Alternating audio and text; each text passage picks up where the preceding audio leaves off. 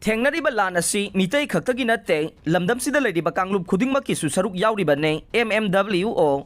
ngasi mak lamdam asida thengnariba lan asi mitay khakta gi natte lamdam asida leiminariba kanglub phurup khudingmakki su saruk yauribani haibase aikhoi punna khangmina bachangi haina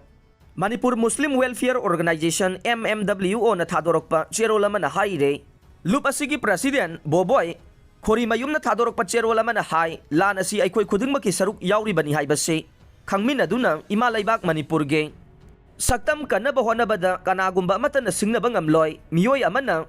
uchiek faraga tarana sagi haibagi wakhalon thadokminase Central Government na lamdam asida hojik thogliba irang asigi haurakpham yamna mayek sengna khanglabane adubu asukuiraba phawbada matau karamna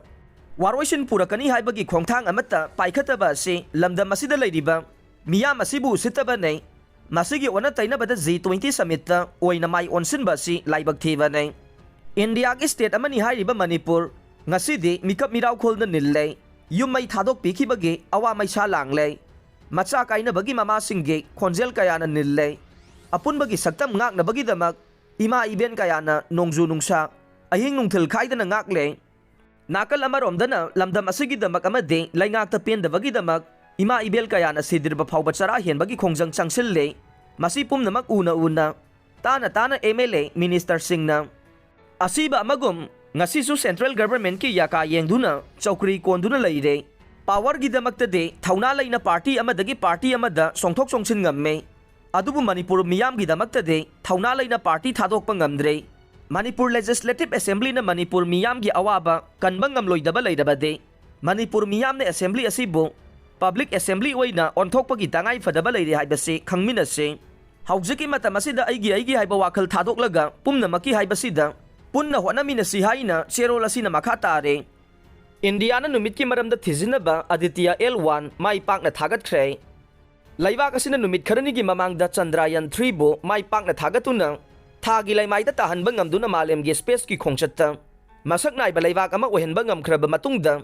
Laibak asigi wena numitki maramda thizinabagi damak ahanba solar mission Aditya L1 mai pakna thagatpa ngamkhre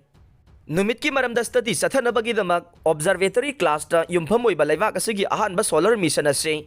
ngarang ayuk pung 13 minute yangkhai tarakpada Andhra Pradesh ke Sriharikota da leiba Satish Dhawan Center dage Indian Space Research Organization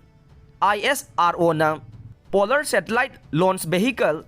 PLSB C57 gi mateng lawduna mai pakna thagat khibane punna kilogram lising taraga mare chanipan sumna taret dasmik taret lomlumba Aditya L1 asina numitki maramda thizinabagi thabak chathaba yagadaba L1 point haina khangnariba malemdagi 1.5 billion kilometer miles lak mapan ga lising kuntra lapa maphamasi yawbada numit chamaga kunmanga ni changanai adumoina mag spacecraft asina numitki laimaida tarway amasung numit lomda su yamna naksiloi haire spacecraft asibu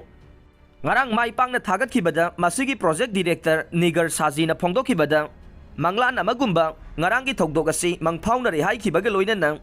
mission asibu mai pakna bohonabada saruk yakhiba scientist amasung engineer sing yauna saruk yakhiba pumna makpu thagat pa phongdokhe haujikti spacecraft asi laibak asigi da natana global scientific fraternity gi su lannama oiragani hai khe